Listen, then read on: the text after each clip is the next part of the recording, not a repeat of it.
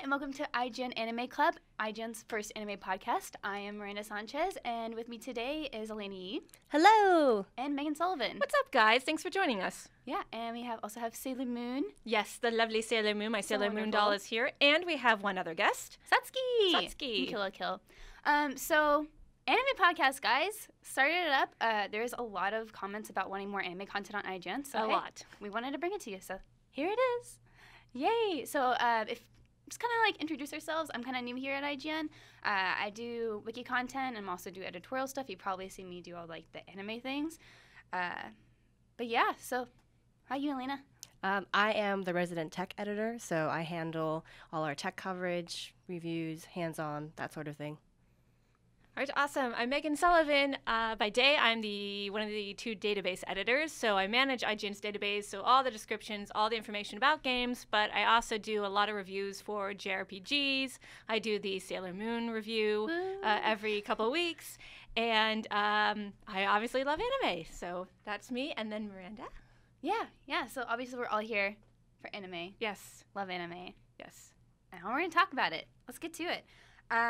So how we're going to do the show is we want to start off with some news because that's important. Obviously, we don't have tons of anime news on IGN, but this is where we want to start covering it and kind of talk about it a little bit. So recently in the news, kind of notable, Steins Gate visual novel is coming out in May. So that's already been released last year on PC, but now it's coming out on PS3 and Vita. So woo! Like, I love visual novels on Vita. Is it PlayStation 3 or PlayStation 4? It's PS3. PS3. Yeah. Okay. All right. So, PS4 would have been cool. so for those of us like me who actually isn't as familiar with this like particular franchise, I guess, or like series, Yeah. like can you actually like walk through like what like the start was and like where we're at with Steins Gate? Sure. So Steins Gate is a sci-fi visual novel. Kind of deals with some time travel sort of science stuff. It's just so good. The characters are awesome. If you haven't seen it, the anime is fantastic. They also announced that they're doing another anime, like a sequel, a true sequel to it, which I'm like, you don't need to do that. The ending was amazing. Anyway, debate for another day. But point Is Steins Gate is awesome. Steins Gate a sequel to something else, though? I thought I read that I think there's that it is. like spiritual kind of sequel, maybe. I don't really remember the other one that came before it. But it's also like visual novel. I want to say it was similar something kind called of thing. Chaos Head. I want to do a call to action, something like that. Yeah. You guys probably know. Like, it's been a while. Yeah, it's been a while, but it's interesting news that it is actually it is coming pretty soon. It's coming out in May. Yeah. So we don't have the definite date, but it's in May. So very excited for that. Definitely gonna pick it up because I love Steins Gate and I want to play it on my Vita. Also, Attack on Titan live action trailer dropped a few weeks ago. We did a rewind trailer for that. Looks really good. It looks way better than I thought it would. I was expecting sort of this cheap CGI effect. I wasn't expecting a whole lot from it. And then I saw the trailer and I was like, wow, that was actually really, really good. And you see sort of the Titans from like the first episode of Attack on Titan. And you see, people, of course, screaming. And it's going to be really so much screaming. Thanks, Aaron. Super intense, especially if you don't really know much about the whole like series in general. And you could just get dropped right into it. And then when they cut to like that final scene, I had this moment of like, whoa. Yeah, so we've seen the Titans a little bit in some commercials and some other promotional things. I think there's like a Nissan commercial with some of the Titans like chasing a car. And those looked fine. But then the Colossus Titan. Yeah, like you see the Colossus Titan at the end of the trailer. Right. It looks so good. It looks really good, and I was surprised because you didn't see a ton of the Titans, and I was like, maybe they're trying to hide the bad CGI effects. But when you see the Colossus, the really big one at the end, you're just like, wow, that's really impressive. There's kind of a lot of complaints about the characters all being Japanese, but I mean it's like the Japanese film. But I kind of understand why, because the characters in Attack on Titan aren't all Japanese. Yeah. So it's all interesting, but I mean, still, it'll be cool. That's coming out in 2 films later this year. So it's cool. So is it 2 films in 2 parts, like part 1 and part 2, or they're just like a sequel? Or? I think it's part 1 and part 2. Part 1 and part 2. Okay, so, that makes more sense. That's coming out, but the most recent news is that there's going to be a live action series that is related to the film. So that's pretty cool. It's going to focus around squad leader Hanji. So she's really cool. If you haven't read the manga or seen the shows, she's pretty badass. I'm still at the beginning. So I just started watching Attack on Titan a few weeks ago because I kept hearing about it. And I got to tell the story because it's kind of funny. I heard about it for a long time. Everyone said it's really excellent, but I always thought, like, Attack on Titan sounds like a space odyssey. Like, you go to this planet and you attack the robots there, you attack the aliens there. So I had no idea what I was getting into, right? And so I finally sat down a few weeks ago, and the first 30 seconds, I'm like, oh, it's really cool. This is like a medieval thing, and it's like fantasy, and I love Record of Lodoss War and Slayers back in the day, and it's going to be great. And then I was like, by the end of the first episode, I was like, oh my gosh, oh my gosh. Harrowing, I believe, is the word that I would use to describe this show. It's really excellent, but oof, it is emotionally draining. Yeah, it's very intense. I think when I watched it a few years back, I watched like the first 8 episodes in like one sitting. I was like, yes. And then unfortunately, the show kind of falls off a little later, but the manga is still really excellent. If any of y'all are caught up on that. Yeah, and then the second really season isn't out until like next year, I think, so, right? Like the Attack on Titan season 2 kind of became a Half-Life 3 joke in a way. Like, when's that happening? Like, seriously. And for like the longest time, it's like, why aren't they announcing when this is going to happen? Because it just makes sense that they're going to get a second season. Like, the show's like took off in Japan, took off like all over the world. It's like super popular. And it kind of ends on a cliffhanger or something, Oh doesn't yeah, it? like massive cliffhanger. Okay. But they're kind of like waiting for the manga to get along, and it's actually releasing really slowly. So they're like, oh yeah, finally in 2016, they're gonna start working on that season 2, which makes sense though. I mean, you want to have enough source material and not have to do a ton of filler. Yeah. I think that's like the first season kind of suffers from that. Like too much Aaron screaming. Oh dear. You'll find out later if you haven't seen it. But anyway, on to the next stuff. Yokai Watch game coming to North America and other areas of the West. Yeah. That's a pretty big deal. So it's a huge, I call it Ghost Pokemon, and it's a huge franchise, very popular series. Yeah, it's like Pokemon Ghosts, and it looks very cute. It's for really little kids, and it just blew up in Japan. It's like the new Pokemon in a way. You know, we had our Pokemon like the adults. It's like our thing, and like every new generation was that generation's Pokemon, like their favorite series. And now it's just like, what if people just introduce a whole new series for these kids, and it's like, this is their Pokemon now. Yeah. And I've read some articles are saying that people like it more because it's not popular with adults, or like kids like it more. Oh. It's like, this is my thing. You don't get this. Yeah. I was actually thinking about that the other day, right? Because like here, at least on this side of the ocean, there's so many franchises that are being revived, like Teenage Mutant Ninja Turtles, like My Little Pony. And I keep thinking, I wonder how the kids today actually feel about like having nothing really of their own, right? Right. Because it's like we keep reviving these franchises, and then there's nothing new that comes out that they can basically say like, that was my childhood, like that's what I remember from being like 8 or 9 years old. I mean, like from a kid's perspective too, it could be kind of annoying. Like your parents like, oh, when I was a kid, I watched this, and this was different, and this, and it's like, yeah, mom and dad, shut up, kind of thing. So, although I think sometimes with some of these revivals, so like Sailor Moon Crystal actually follows the manga way better and more accurately than the 90s anime. Storyline, yes, but in terms of execution. Ooh, the execution. So I'm in a lot of trouble with some Moonies right now because the last episode, I try to overlook sometimes where Toy cut corners because they do it a lot in Sailor Moon Crystals. You can't forgive him for that. Crystal. And but last episode I had to really ding it because the animation quality, especially for such an important episode, this is the debut of Sailor Pluto, and they finally go to the 30th century, and I'm getting ahead of myself. But basically, the animation quality was so bad at times, I was like, I had to say something. I was like, I can't really overlook it. It's a visual medium. I got to say something. And so that's an issue, But in terms of the story, it does follow the manga a lot closer than the 90s one, which when I started watching that show back in the 90s, it was, Deke only translated like the first season and a half. So it was like the first half of Sailor Moon R, and then it looped in on itself. And that show just butchered what was happening in the manga, which is already confusing. So, oof. Yep, yeah. So I wonder what kids think of Sailor Moon today, where it's not nearly as butchered, and what older kids like myself, seeing the 90s and now the show today and comparing them. You want to go first? I think we should hold off our Sailor Moon rant for another time. Like, I think we have some very, very strong opinions about Sailor Moon. Yeah. Yes, I definitely do that we should go back to that. But anyway, so... but yeah, Yokai Watch. So, Level 5, they did Press Alaina Ni no Kuni. Their game is coming to... the U.S. Here. Yeah. The original in 3DS Australia, game is coming places. to the U.S. and other parts of the West. Yeah, I think they're also bringing the anime over. That's supposed to be sometime in 2015. I think there's a studio that has it, and they're looking where they want to publish it. I know Hasbro is doing the toys, so of course that's a big deal. Yokai Watch like sold out like crazy in Japan for Christmas. Do they have a watch that's actually a Yokai Watch? Yeah, you can buy the watch. I'm gonna go look that up. But you probably can't see the yokai. Yeah, apparently that's the whole thing, that they're invisible and you can only... Yeah, they're invisible. You have to have the watch. Yeah, all right, there it is. Yeah, so yokai. If you want to hear more about yokai, they have a conversation up on IGN, so you guys can go check that out. But lastly in our news, Winter 2015 season is over.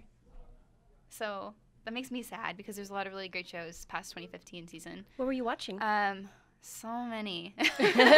Okay, give us your top three. Top three. Gosh, Yuri Kuma Arashi, which is weird because I did not expect that to be like one of the shows I was really gonna love. So, like, obviously there's Yuri in it, but it's not as heavily focused on that. Okay, but so that's one. It's really good. Shirobako, because that show was amazing. What is that show about? I don't know. So it's about a group of friends who have graduated university and are university or high school. I don't remember. I think it was university, and they've gone on to work in the anime industry. And so it's about them working in these different sectors of the anime field and like how like production works and how stressful it is. And it's like, what is your passion? Why are you doing this kind of thing? And it's just so good. And that finally finished. Sad, but so good. And then I guess my final favorite. It's hard. It's you so gotta pick hard. One. You gotta pick one. I guess Rolling Girls. I mean, I think that show had some issues. It should have probably been like 24 episodes. But it was so pretty, and the music was awesome. Like, they did a lot of covers from a late 80s, like early 90s band called the Blue Hearts, and so these three girls, and they just like rocked it out. It was so good. So very heavy on music and cool art. So good shows. All right, excellent. All right, and then so winter 2015 season is coming to an end, but the good news is spring is here, which means new shows are starting, or the continuation of other shows. So we took a look at some of the upcoming shows, and we picked a couple of favorites that we're looking forward to. So, Miranda, why don't you go ahead and start with your upcoming shows that you're looking forward to? So, I have a list. Oh, my gosh. She has a long list, it sounds like. So, spring 2015 is already started by this point. There's a few shows that have been out. Some not so great have started. Some of them are really awesome. One thing I'm really excited for that we don't know when it's starting, it's supposed to start this spring, is Digimon Try, or Digimon Adventures Try. So it's the like true sequel to the first season, like Digimon, after like the original group has like grown up and now they're in high school. So high school kind of thing is interesting. Okay, I'm excited to see what happens. I was like super fan of the original Digimon, so I tried to watch it. I couldn't quite get into it. I don't know why. It just didn't click with me. But does it play on CW or I forget? I don't remember. I think it was like WB Kid. No. Maybe. No, yeah. I think it was just Cartoon Network. Was it Cartoon Network? I don't remember. I couldn't remember if it was like WB Kids or Cartoon Network or whatever, but I tried to get into it. I think it's one of those things where you come in the middle of the season, you're not going to know what's going on. So I think that was part of the problem. So good, though. Mimi's the best. I know. Sora's cool, too, I guess, but whatever. I like anyway. Yeah, they're okay. Fine. They're fine. Yeah, so that is super excited for that. Plastic Memories. So I didn't expect to love this, but one of my friends told me to like watch it, and I'm kind of planning on watching all the shows again and kind of doing a most promising list again. But Plastic Memories is about androids, and this one kid, through some family connections, gets a job at this android company, and after 9 years, the androids kind of start losing their memories and their personalities, so they have to go collect them. So the show's about this guy and an android partner he has to go collect these like faulty androids. Right. So, which is super emotional, which is weird because I mean, like, yeah, androids, but like some people keep these androids as kids or as family members, like, you know, like for help and stuff, and so it's like, oh, yeah, it's so sad. It's interesting when you describe it that way because when I was going through the list and I read that, my first thought was like, like. I really wasn't a fan of that kind of premise from like you know Halo 4 and the whole like Cortana like Ramp and See that kind of angle to it, and then like hearing you describe it with that whole like emotional angle, I'm like maybe I'll reconsider. Yeah, so my rule is like the rule of 3 for anime. Like you have to watch the first 3 episodes. Like if it sounds kind of interesting, you should probably just check it out. And if by the 3rd episode you're not into it, drop it. But yeah, I think something definitely give a try. It's exciting. Of course, Fate's Stay Night is back. I'm excited for that. Not too sure if you guys watched the first season. But no. Yeah, so also based off a visual novel, super awesome. This had other shows before, but Fate's Stay Night is really good. Happy it's back. Hibike Euphonium. I'm super into the music shows. So K-On! So good. It's fun. Definitely was looking at that one. It did seem pretty interesting. And so I was like a big band nerd in high school. Like I played clarinet, and so I'm like, oh, there's a clarinet in the show. But I mean, it's like a background character or something. So it's like, dang it, focus on the dumb brass. Yeah. But, you know, no, but euphonium's cool. It's like giving a spotlight to, like, a smaller instrument that doesn't have a lot of, like, fame. Right. So explain to people who don't know what it's about. So, another high school show about kids in music class, essentially. I'm not entirely sure about the entire premise, but that's kind of the big selling point. It's like, hey, look at these girls. They're, like, learning how to play music. This girl plays euphonium, is obviously the main person. So if you don't know what a euphonium is, it's like not great to say this, but it's like a small tuba. It's a smaller tuba, has higher octaves and stuff, bigger range. Yeah, music. Yeah, music. Nisekoi is coming back, and I'm so happy. I love Nisekoi. It's kind of a harem show, but it's a really good one. It's so good. Oh man, those are a hard sell for me. Yeah. So me and my twin sister are like, Nisekoi, yeah, it's coming back. I don't dare, best girl. So. Oh my gosh, well, what are you looking forward to, Alaina? So the first one on my list is one that I think you and I actually agreed on. Yes. Which is Arslan Senki. Yeah. Which really caught me just from the whole. I was like, so it's really weird. Like, I know we were going to get into talking about this, but for my taste, it's actually really strange to me to see how my tastes have progressed over time. So, like, when I got started, it was all very much about shoujo, like Sailor Moon, like way back in the day, like Magic Knight Ray Earth, like all those kind of shows. Right. And now my taste is kind of like trickled into like shonen. So, like, this is, like, like, all the things I picked off this list are very much like the Earth requires redemption kind of thing, right? Like, vampires have taken over, kill them, you know? So this caught my eye just because the whole angle of, like, you know, paradise, you know, and then, like, making one wrong move and, like, everything just kind of goes out the window and now you have to kind of redeem yourself and, like, bring things back to the way they were. And then you brought in that whole really cool historical angle that I think you should talk about. Yeah, so what caught my eye about this immediately was Arslan Senki is actually based on a 19th century Persian epic, which is based on ancient Persian history, which I happen to be well versed in. So it talks about Pars, and it talks about, like, and it talks about all these ancient places, and it's sort of based on, like, the palace intrigue that you read a lot about in Herodotus, and it's, you know, Xerxes and Darius and Artaxerxes. And if you're familiar with that ancient history, then you kind of know where I'm going, which is the same sort of story. But it's initially based on a 19th century Persian epic. And so there's a lot of history and there's a lot of lore that's involved. And that's what caught my eye. In fact, when I heard it, I was like, I know this show. Why do I know it? Well, it was actually a novel series in the 1980s. And Yoshitaka Amano, who does the art for Final Fantasy, actually did some of the cover art for some of these. And I think there was an OVA series or something like that based on Arslan. And I remember seeing it in the video store. Yeah, I said video store. That's how old I am. Back in the day. And I always wanted to watch it, and I never did. And so I think it's kind of funny how it's come full circle and that they're creating this whole series to watch. So I'm actually definitely looking forward to it because it does have that sort of redemption story. And it does have, you know, sort of, you know, you do something and there are consequences kind of thing. And then also the historical angle is really cool. Cool. Yeah. Other stuff on my list is Kekai Sensen, which is basically about, like, I guess there's, like, all these, there's, like, the netherworld and there's Earth, and then there's a breach that happens, so, like, things start kind of filtering in from other places into Earth where they're not supposed to. So it's basically following a group of people to see how they basically handle that and make sure nothing goes completely crazy. Yeah. Again, very, like, action-oriented.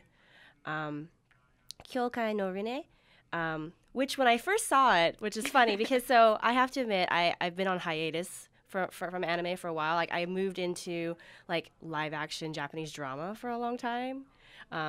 Which, yeah, I did too. Which is like crying time for the most part. Like seriously, I'm just sitting in front of the TV with a box of tissues. I would go to work the next day, and my coworkers are like, allergies? And I'm like, yeah, let's go with that. Let's go with allergies. And then one person even said something that basically implied, like, did you break up with your boyfriend? I'm like, no, let's go with allergies. Yeah, let's just somebody broke up with their boyfriend in the show. Yeah, no, someone has cancer is dying, right? Anyway, so it was just funny to me because it's been a while, and I saw like the art style for Kyokai no Rine, and I was like, that reminds me so much of Ranma. Well, surprise, same person who wrote the manga series that the anime is based on. So that one's just about someone who's able to see ghosts, and then she basically it's like the story that starts because she realizes her classmate can kind of do the same. So it's just like one of those things where it kind of starts off on that path. So very excited to see what that's all about. There's another anime about seeing ghosts, like the Sixth Sense sort of thing. It's called Raycon. Definitely different art style. Don't really like it. Like you can see, so sometimes they'll have like the bangs in the face. Yeah. But you can see their eye through it. It's like, no! You don't like that? Don't do that. No, I mean, it's like bangs in the face, and then you can see their eyes through like the hair. Yeah. It just looks weird. Is that a quirk that drives you crazy? Yes. I'm like, no. I mean, you can't see my eye through, like I had my bangs in my face. That's so weird. It just like, you know what, anime did that a lot with Slayers, because everyone's bangs were in their face. So like Lena and Gary's like bangs are always in their face, but you could see their eyes. I always thought it was kind of a cool style thing. No, it drives me nuts. It drives you nuts. Like, stop. It's factually inaccurate. That's what you're saying. Oh yeah, anime is factually inaccurate. Whoa. That's fair. And then the last one on my list is Owari no Seraph, which was the whole like vampires and like the whole vengeance and people being subjugated by the vampires and trying to rise up against them. So, and of course, there's like this classic, I think, kind of pitting against like two people against each other that were formerly not against each other. It's very, very typical, I think, shonen. So, yeah, Naruto, Sasuke, a little that bit. kind of thing. A little bit. Anybody like friends to rivals, like that's what I always think of now. I'm just like, yeah. How about you, Meghan? There wasn't a whole lot this season in particular. You mentioned a couple already. There's something about Persona 3, but I'm always a little bit wary because I don't know quite what it's about. I think it's a movie. Yeah, I think it's a movie. It looks like Yoji's going to be in it. I couldn't quite tell from the poster, and I'm kind of leery about it because it's just like I don't want my I'm very protective of that game series. Like I have really good memories of it. I played it on the PlayStation 3 version. And then I played the P3P version on PlayStation Portable, which is, man, I can't talk all of a sudden. I played it on PSP, and I really like that version. Yeah, there's so many Ps. It's like P3, there you go. And so I'm kind of curious about the movie, but I have an idea of how the characters behave in my head. So I'm like, well, I want to see it, but is it going to meet my expectations? I don't know. So I'm sort of looking forward to that one. Lupin the Third is also something I think that's starting up. Yeah, it's coming back a bit. And weird. I'm curious about that one because when I lived in Japan a few years ago, that always played at some crazy time during the day. So I was always able to catch it because I taught English in Japan for 6 months. But I had weird days off, like Tuesdays and Wednesdays. And at like 10 or 11 in the morning, Lupin would come on. So I would watch the show just because that was all that was on, that and samurai dramas.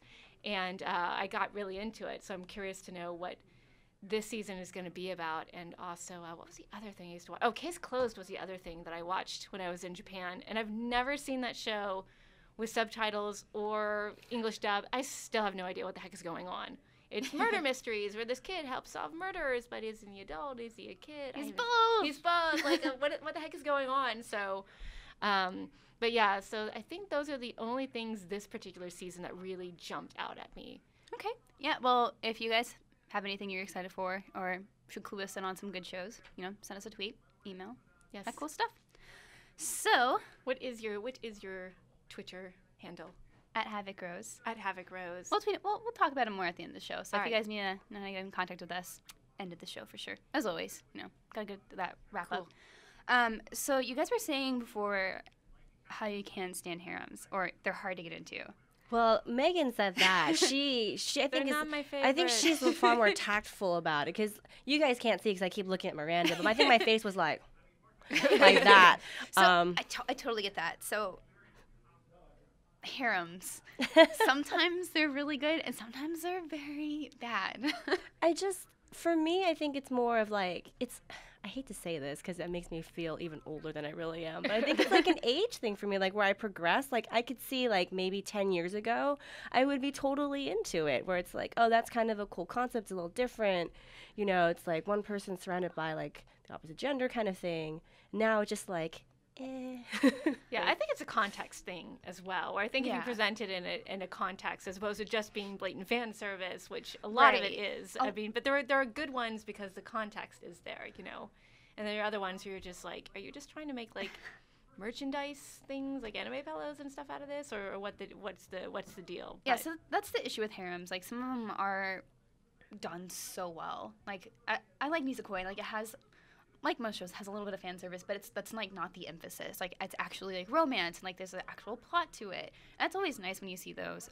But some of the harems kind of devolve into just this is fan service and some really awkward relationships that, I mean, yeah, there's like there's like character purpose. Motivation.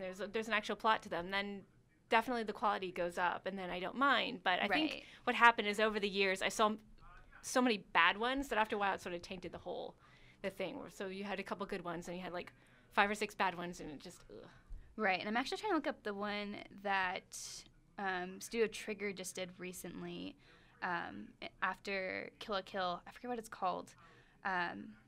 It's like when superpowers are like normal or something. I know people are gonna be like, "Oh, you're just saying it wrong." Anyway, it started off kind of interesting because it's these kids who get superpowers and they have like their club and like nobody else can know about it and like gotta keep it hush hush, and they're trying to like train in secret. And then like there's like this little girl that comes in. It's like elementary school, and it's like kind of fun. And then it starts getting into that like very pushy harem thing. Like obviously all these girls have this crush on this one guy who's kind of weird and he's kind of an interesting character. Like I think a problem with harems is that sometimes the main character is very like flat, and it's just like I get that it's like so you can put yourself in that place or something or feel similar to that character, but also you though? Like when they have no personality, like for me at least, like the reason I even watch a show or read a book is because there's something about a particular character I identify with. And if you have a flat character, like what do you really have to identify with? It is hard to identify with. It's called When Supernatural Battles Become Commonplace. And then it just gets kind of creepy because there's like weird relationship-y kind of things with the little girl. Like, and then it's just like, that's but awkward. he's kind of joking about it, but he's like, oh yeah, I'm a lowly, blah, blah, blah, and it's like really creepy. And I mean, I get it, it's trying to be funny, but it's like just took it too far. I was like, I'm out. I think it's like the 6th episode in. I was just like, this is so sad because it just starts getting pushed too much with like fan service and kind of things that it just sucks when that happens and like kind of drives you away. Yeah, I think between that and a flat character, we're like, I don't understand why all these, guys or all these girls are attracted to this one person because their character is so flat. So like I remember back in the 90s, I used to watch a show called Fushigi Yugi, and the main character Miyaka was so annoying, and yet all the guys liked her, and I couldn't figure out why. And I love that series. Like it was 56 episodes long, so I stayed with it till the end, and it was really good. But I could never figure out what Tamahome and all those guys saw in Miyaka. She was just so annoying. I remember in the 90s we'd had all those websites on like GeoCities and Angel Fire and oh man, those were the back days. in the day. And there were so many like websites dedicated to just hating on this one character because she was so annoying. And it goes back to the sort of the harem thing where it's like, why are they all attracted to this one annoying or boring person? But at least in that, it sort of made sense because how like the plot was set up. Mm-hmm. So it kind of made sense that because these like 7 people are all kind of dedicated to this one maiden, right? Like you kind of see why like maybe they had a little bit of like they had a little bit of that like starstruck thing going on, right? But bodyguard, whatever kind of thing. Yeah, I mean, there's some ways to do it well. Like Hakuoki does it so well. If you don't know, like that's like one of the best dating sims there is for like female dating sims, like a Otome dating sims. And that was made in anime is also done really well. It's not awkward. Like the relationships don't feel like super forced. One of the ones that's really bad is anyone seen Diabolic Lovers? No, I haven't seen that one. Good thing you didn't, because it's terrible. And it's just like also kind of very flat. Main character is female with like a bunch of dudes, vampire dudes, and it's like really abusive. Oh, and geez. It's just like awkward. Like I watched the entire thing just because it was so terrible. Like me and my friend were like, we have to do this. We can finish it. Like it's just like torture, but it was so bad. And it got a 2nd season. I'm like, somebody out there likes it, but not me. So it's the same idea. We're gonna watch it all the way through, and then people are like, oh, they must like it. Yeah, it's like. Speaking of which, I'm actually things that we're kind of tired of or not keen on. I'm a little tired of the vampire thing, so I'm kind of glad to see that that's kind of mostly kind of peaked. Yeah. So I was actually surprised with myself when I picked, a series from the spring lineup where it actually did involve vampires, but it actually seemed like a cool enough premise where I wasn't like, oh, this again. Yeah. Yeah. And I do think that certain ideas sort of come back around, but when they have an interesting twist like that, it's like, all right, I haven't seen something like this before. Yes, it has vampires in it, but it's not going to take the usual sort of down the middle path. It's going to do something different, which I definitely appreciate when when anime does that, because sometimes you get things that are like copies of copies of copies, and it's like, do something different, do something original. One trend I've kind of seen recently is like food anime. I mean, it's kind of always been around, but these past 2 seasons, I've seen like a lot of food anime. There's Gourmet Girl Graffiti, like Kofuga Graffiti. Yeah. That was last season, and that was really good. I mean, it was okay. I mean, it was like, I almost said really good, and I was like, no, it wasn't. I mean, it was just kind of like a show to watch, like about, it's really weird. About these girls who like make food, and like every episode they'd make like a cool dish or 1 or 2 cool dishes. And, but when they ate the food, it was like very sexual, and that also kind of seems to be a trend. Like not super over the top sexual, but like she's like, you know, very erotic. In a way, yeah. Like close up camera close-up shots of like her mouth, like her like lips look really good and stuff. I mean, it wasn't so overdone that it was awkward. Porn. Yeah, but there's a new show that's kind of that's what we call. Me and my friends are like, it's the food porn show. But I mean, it's kind of like a fun watch. And like there's another show that's coming out like that right now, and also has a similar like paralleling like orgasms with like amazing food kind of thing, and it's kind of like awkward at points. I'm like, whoa. Like, is this like an actual like mature show, or is it just? It's just trying to be silly. Like it's kind of like this guy. He wants to like out cook his father. I don't remember what it's called. It's like brand new. It just started this. Oh, it's that one? Because I did not catch anything. I didn't know if you were joking about the orgasm part. No. Like, clothes rip off. Like. That's awkward. Very awkward. Like when it's like, I mean, it's supposed to be funny, but it's like to a point where it's like, whoa. And like guys kind of do it too every now and then. So it's at least right on the edge. Yeah. Yeah, but it's like, that's a thing. I mean, I like food shows, but some of them are kind of hard to get into. It's like, that's kind of maybe one of the ones I kind of. Did they ever make an anime out of, it's a play on Kuishinbo, and I actually read the manga, and of course I'm blanking on the name, but it's all about like food experts, and they go around to different restaurants, and they try the food, and they learn about how it's made, and it was a really popular manga series, and I actually really liked it, and I always wondered if they ever made an anime series to go along with it. Is this, because I thought I saw something in the spring lineup about like an anime that was based on, I guess, like a European family that actually did like a 100-day tour of Japanese restaurants. No, is that the it's one not that one, but I know the one you're talking about. That one actually did look kind of interesting. So, but yeah, this is a popular. It's a play off the word Kuishinbo, which means like a mega eater. But I'm just totally blanking on it. It's called Action. What am I talking about? You know what I'm talking about. Tweet at us, let us know in the comments below. Yada yada. But I do actually like sort of things that are about food and how it's made and like the different dishes that you have, because I have TV Japan at home, and I watch a lot of their cooking shows and a lot of their gourmet shows, and they're really interesting. So definitely trying to remember the name of that, and am interested in the spring lineup where this family goes around and they try different dishes, which actually sounds really cool. So also one reason I don't really like the food anime is because they always look so freaking delicious. They do look really good. Do you get envious, like that you can't actually go? Yes, it's like, I want that food. It's too hard for me to make. I can't have it. You might be able to get some of it in Japantown here in San Francisco. Or anywhere. I mean, we live in San Francisco. Yeah, so we're kind of there. But I have to admit, it's not the same as the way food is made in Japan. I still cannot find good okonomiyaki here in the States, and that makes me sad. It's somewhere. It's somewhere. Any other genres you guys have a hard time getting into? Like, is there? Not so much for anime. I mean, like, we're kind of branching out a little bit. Like, for manga, like, josei, like, I've never really been able to quite get into that.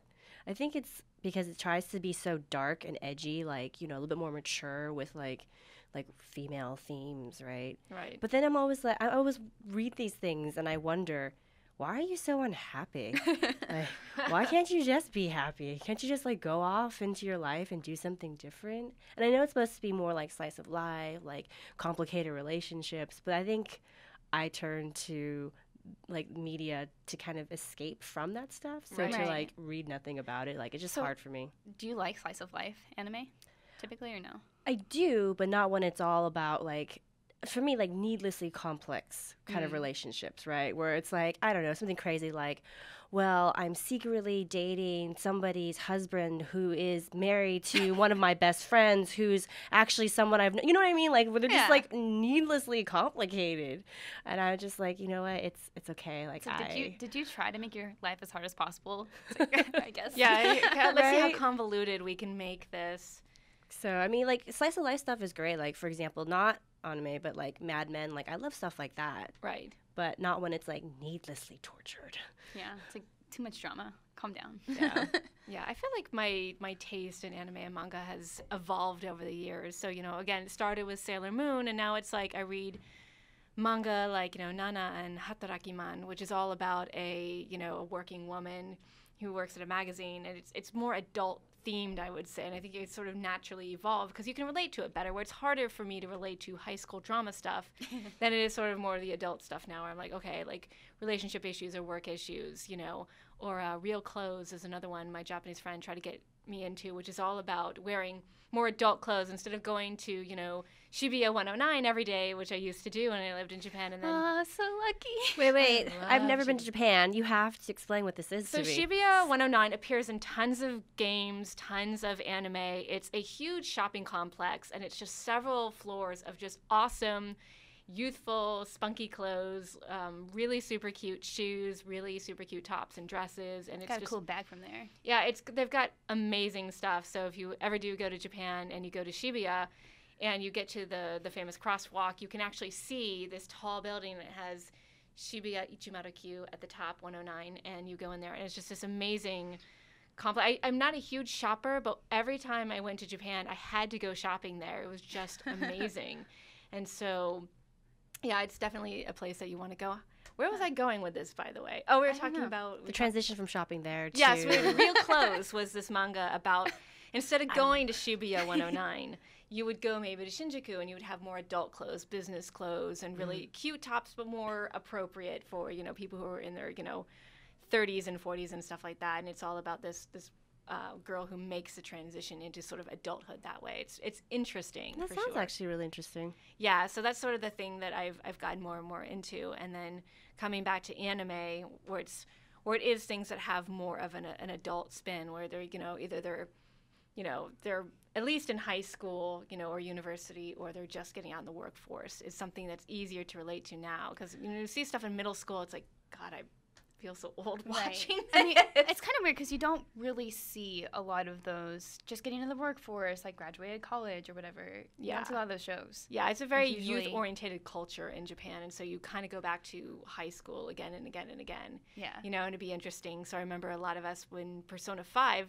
jumping to games so fast, we were kind of hoping it would be more of a university setting than high school.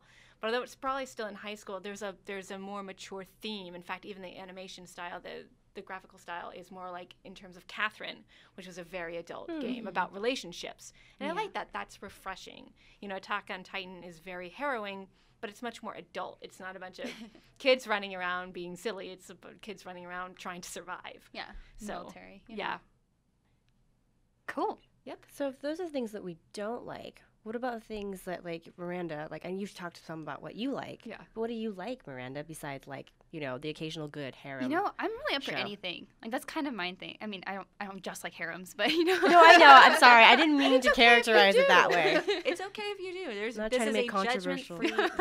I mean, some of them are good, but, I really like anything. Like, it's kind of hard to sometimes get into some shonen. Like, those start kind of slow. Like, when I started Fairy Tail, did not like that. I could not get into it. I know it's super popular and just not my thing. And it's also kind of hard to invest in those because usually those are like very long spans. Like, look at Naruto, hundreds of episodes, and then like One Piece long. is like coming up on like 700 episodes or something. Yeah, I 600, tried 700, so hard to get into that show, and One I Piece just couldn't or do it. At this Naruto? point, I don't know if it's pointless. Like, I kind of just want to like jump in and see what happens, but I don't know. One Piece?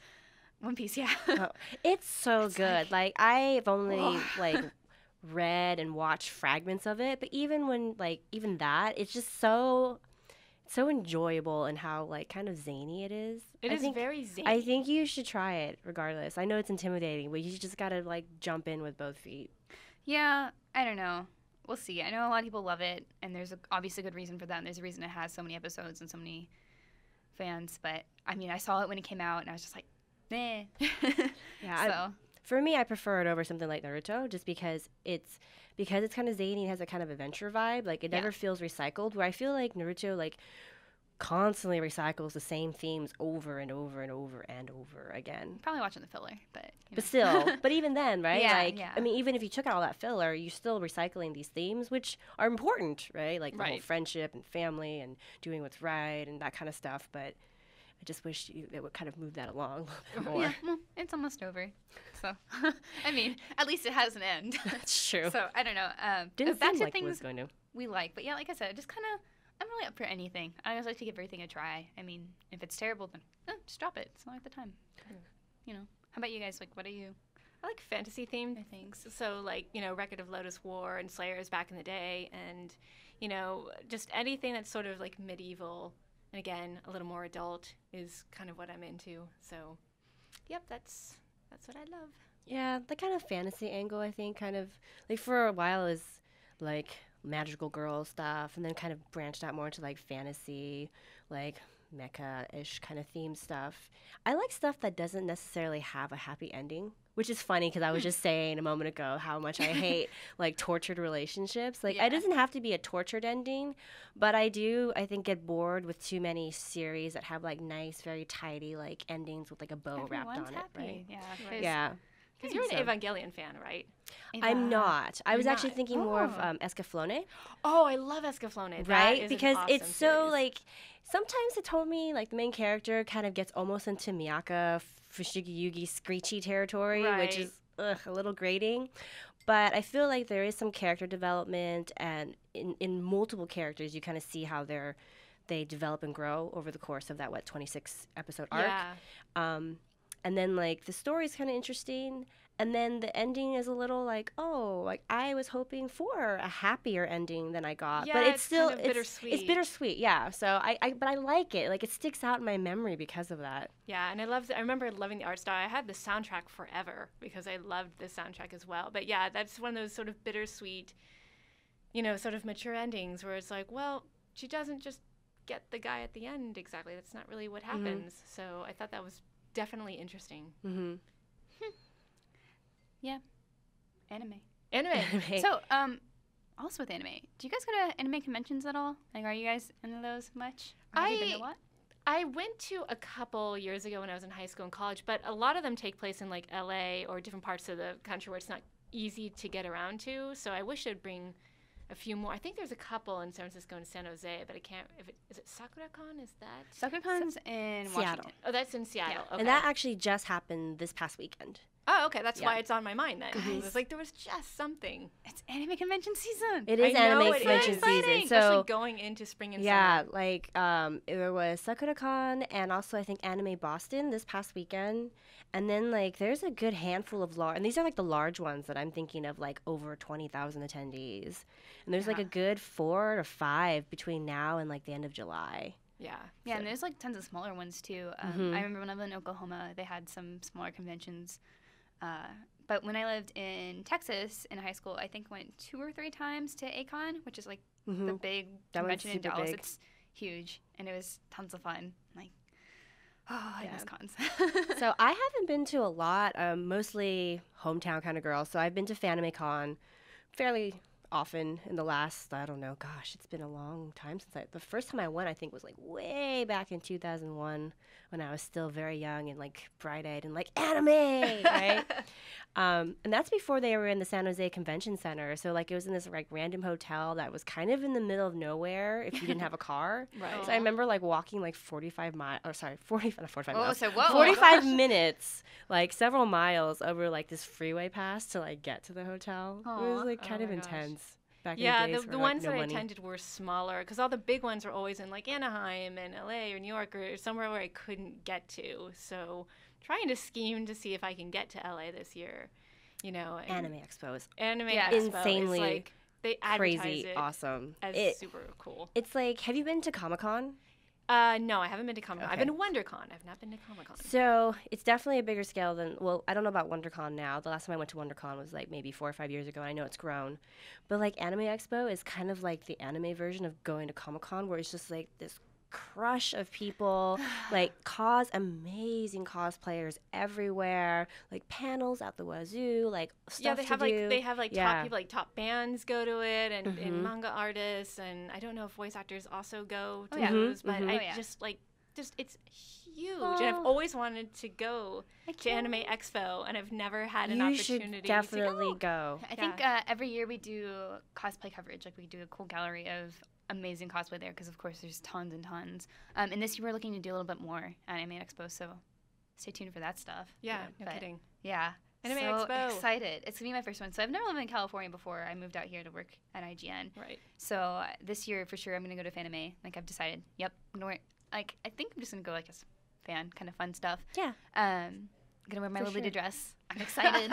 I love my Lolita dress. You know, honestly, FanimeCon is definitely not as big as Anime Expo, but I feel like the level of cosplay is still, you see some really good reproductions of certain costumes. Like there was a couple years ago when like Mass Effect 3 was out, so you see like video game cosplay as well, but there were some amazing femsheps in the crowd, just crazy good. I can't believe how awesome some people's armor is, like, and just like they spend so much time on it. Awesome. Yeah, my little sister's recently gotten into cosplay, and we got her a sewing machine for Christmas, and like she's been sewing everything, and like the quality is just so crazy. Yeah. See, like, back in my day, in the olden days of the 90s, it was terrible. So I remember my best friend in high school wanted us to dress up as Sailor Moon characters, and the costumes were so awful. I was like, no, I'm not doing this. But now you see just people go, I don't even know where they find the material to make some of this stuff. I'm like, make it. Really impressive. Yeah, they make it now. It's so amazing. And they're so creative too. Like a couple of my close friends are cosplayers, and like the way that they go into a fabric store and they're like, okay, that I can use for this and dye it with this to make that. And like my brain doesn't work that way. Yeah.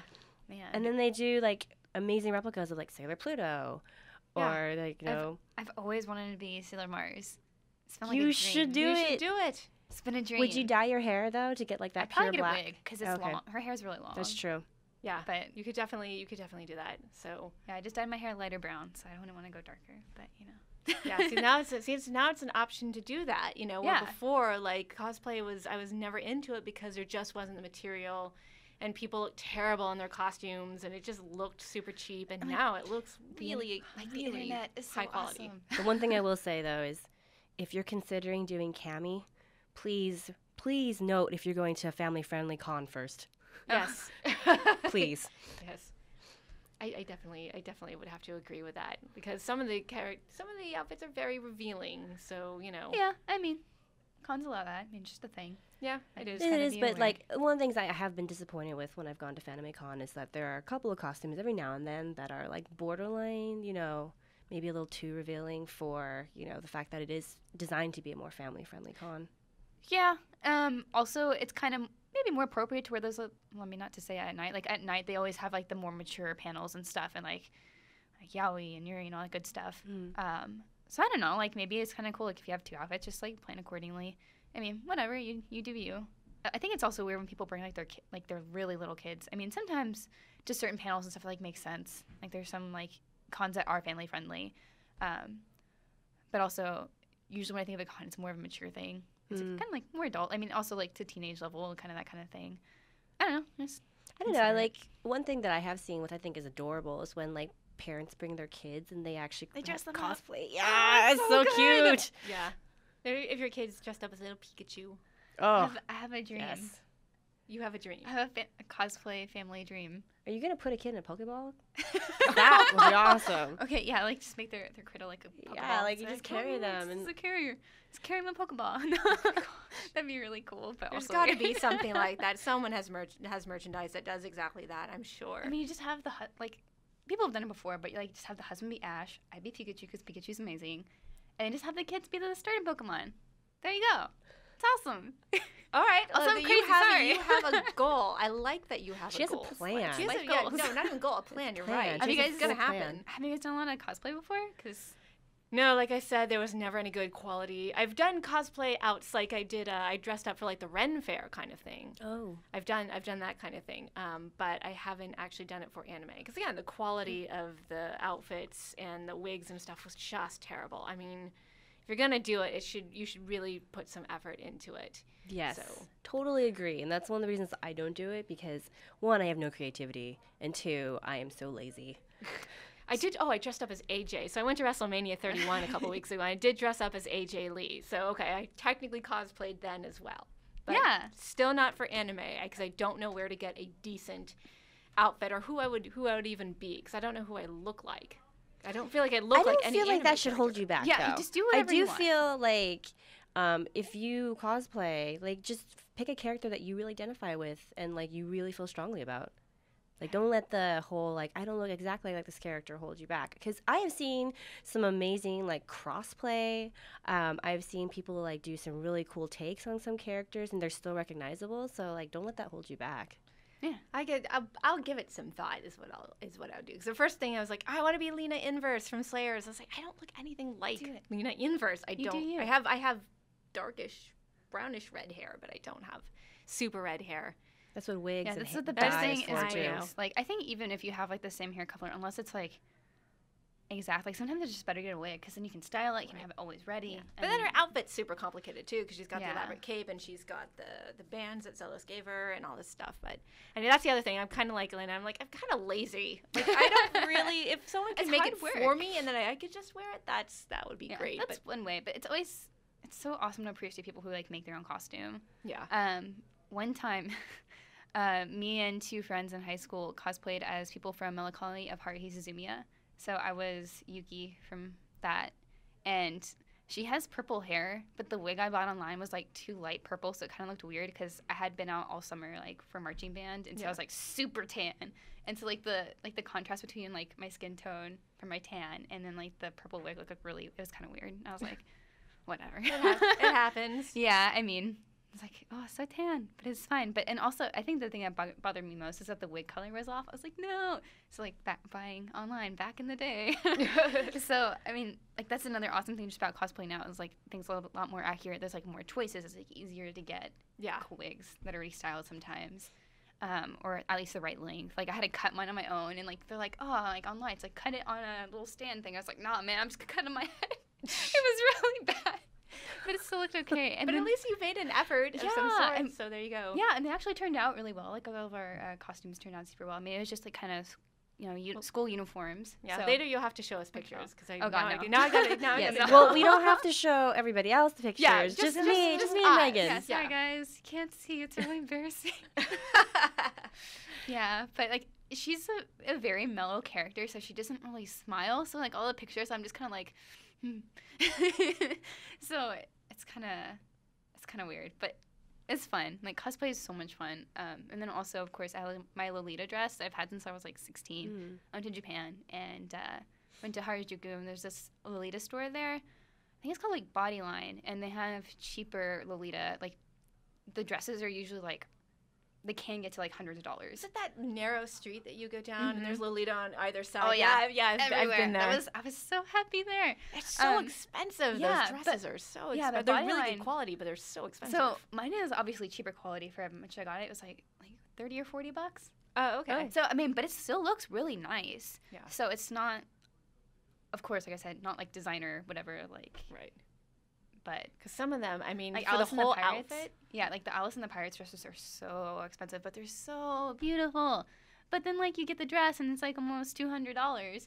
And then you have to buy, like, the shirt and undershirt, and then the shoes. And then you want to get, like, little headgear stuff. Or, like, cute, like, accessories.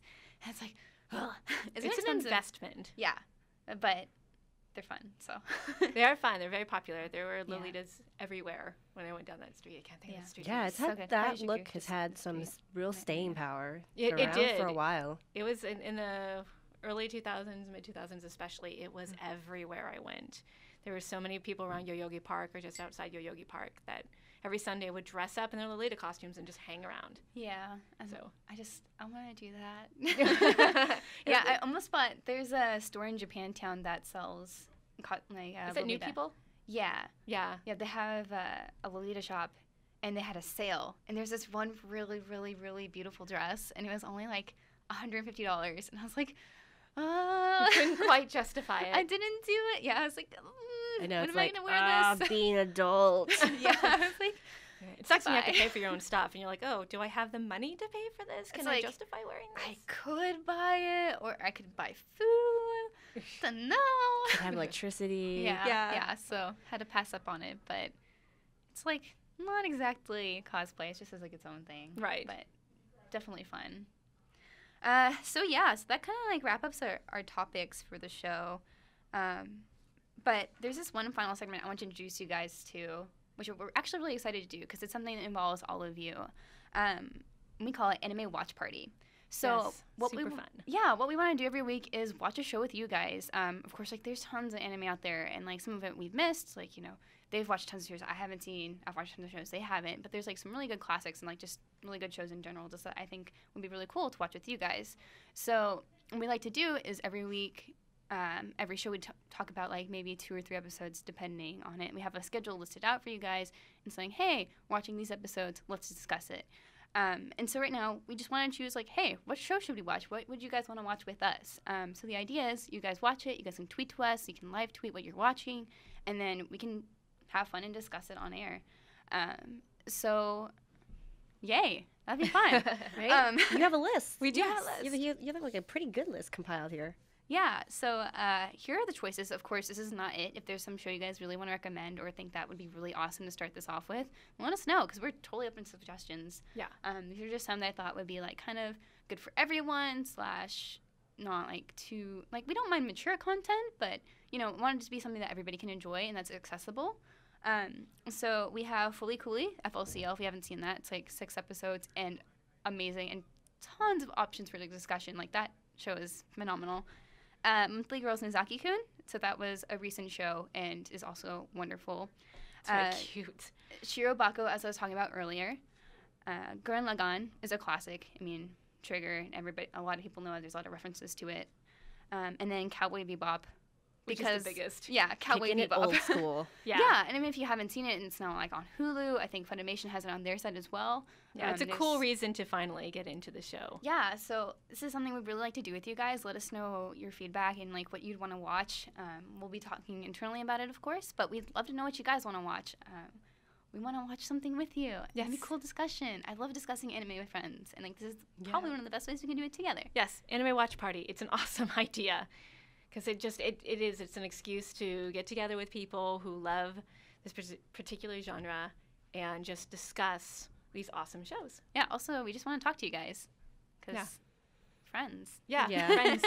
Friendship is magic. We've got plenty to talk about, too, as you can tell from Miranda and I going when Sailor Moon Crystal came up. It's probably going to be like its own entire show. Yeah. I mean, and just anime quality in general, That might be like really a thing. good, someone's really bad. You get those few episodes where, ooh, what happened to the quality of the animation? Definitely its own. We have tons of topics that we want to discuss. We have this super long list of stuff that we can definitely talk about in future episodes. But, hey, again, if there's something that you want us to discuss, let us know in the comments below and tweet at us, and we'll definitely try to get around to it. Yeah, absolutely. So like we said, this is the first episode, first time we're ever doing an anime podcast here on IGN. So let us know what you guys want. Like you just said, we'll be having guests from time to time. Like other people in the office are also into anime. So this 4th chair won't be empty. Yeah. Much. Yeah, so. We actually found out there's a lot of people in the office who watch anime, and they're really excited. A lot of people were excited about the Attack on Titan live action trailer. So stuff like that is really exciting. And it's like, oh, you love anime too. Let's come on this show. Talk about it with us. Yeah, so we really want your feedback, good or bad. You can reach me at Havoc Rose, and that's Havoc with a K on Twitter. Megan? I am Meghan, MEGHAN_IGN. I am at Morphine Ball. That is a Super Metroid reference, not a reference to medicine. That's good. So we're going to work on getting an email so you guys can get to us easily. But if you want to email me directly, it's msanchez@IGN. And so if you guys have anything, please say like it's for Anime Club in the headline, and then I can get back to y'all. So thank you guys so much for joining us for the first episode. Thank you so much. This was really fun. I enjoyed myself. Yay, next week. Yeah, thanks. We'll see you guys next week. All right, bye-bye. Bye.